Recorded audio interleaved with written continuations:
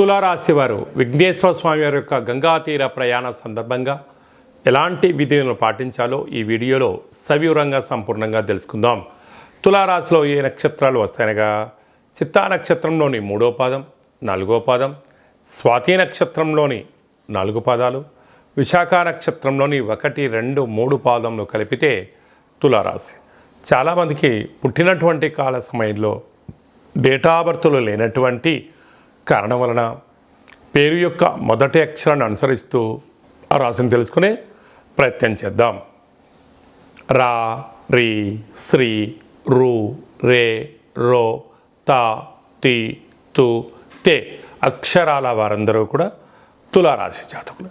తులారాశి యొక్క అధిపతి శుక్ర భగవానుడు.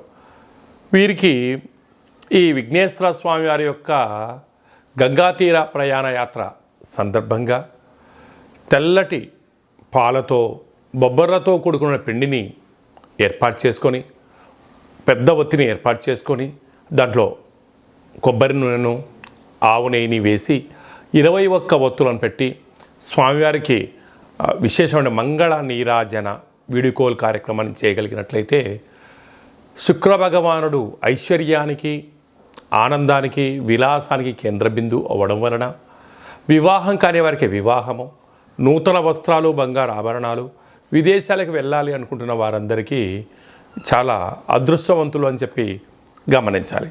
అలాగనే పంచమ స్థానంలో శని భగవానుడు వక్రగమన సంచార స్థితి ఉండడం వలన వృత్తులలో, ఉద్యోగాల్లో, వ్యాపారాల్లో తల్లిదండ్రులతో, పిల్లలతో సకుటుంబ సపరివార సమేతంగా ఆధ్యాత్మిక చింతనలో పాల్గొనడం వలన మీకు ఎలాంటి సమస్యలు ఉండవని చెప్పి గమనించాలి.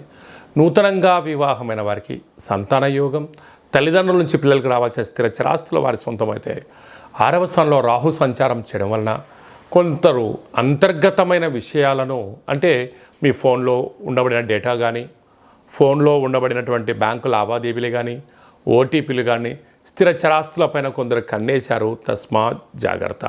అష్టమంలో దేవగురు బృహస్పతి సంచారం చేయడం వలన తీర్థయాత్ర కార్యక్రమాల్లో కానీ, విదేశాలకు వెళ్ళాలనేటువంటి తొందరలో కొందరు మిమ్మల్ని రాంగ్ ట్రాక్ ఎక్కించడం, ఉచిత సలహాలు కదా అని చెప్పి అన్నీ తీసుకోవద్దు. అది ధర్మము, న్యాయము, అది 10 మంది చేసిన పనులలో విజయం కలిగిస్తుందన్నప్పుడు మాత్రమే మీరు ప్రయత్నం చేయండి. అన్నింటా విజయం మీ సొంతం అవుతుందని చెప్పి గమనించాలి. అలాగనే భాగ్యస్థానంలో కుజుడు ఉండడం వలన భార్య పైన భర్త, భర్త పైన భార్య, ప్రేమానురాగాలు 2 అవసరము.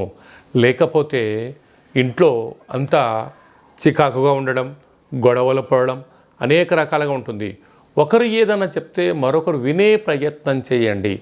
లేకపోతే రుణ సమస్యని, రోగ సమస్యని, శత్రు సమస్యని మీకు మీరే సమస్యను ఆవగింజను గుమ్మడికాయంత చేసుకొని ఎడబాటయ్యే పరిస్థితి అధికంగా ఉంటుంది.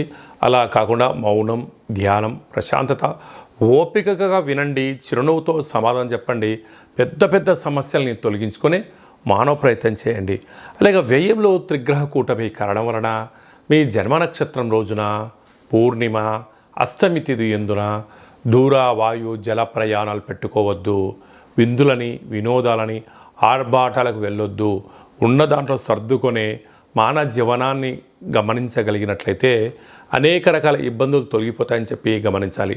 సాఫ్ట్వేర్, హార్డ్వేర్ ఉద్యోగస్తులు, హాస్య నటులు, సినిమా రంగాల వాళ్ళు, పత్రికా రంగం వారు, యూట్యూబ్, వాట్సాప్, ఫేస్బుక్ క్రియేటివిటీ రంగాలుగా ఉండబడిన వారు, వ్యవసాయ సోదరీమణులు, పశువుల నిర్వహణ కార్యక్రమాలు చేసేవారు, స్వయం వృత్తుల వారందరికీ ఓపిక, గైడెన్సీ అవసరమని చెప్పి గమనించాలి.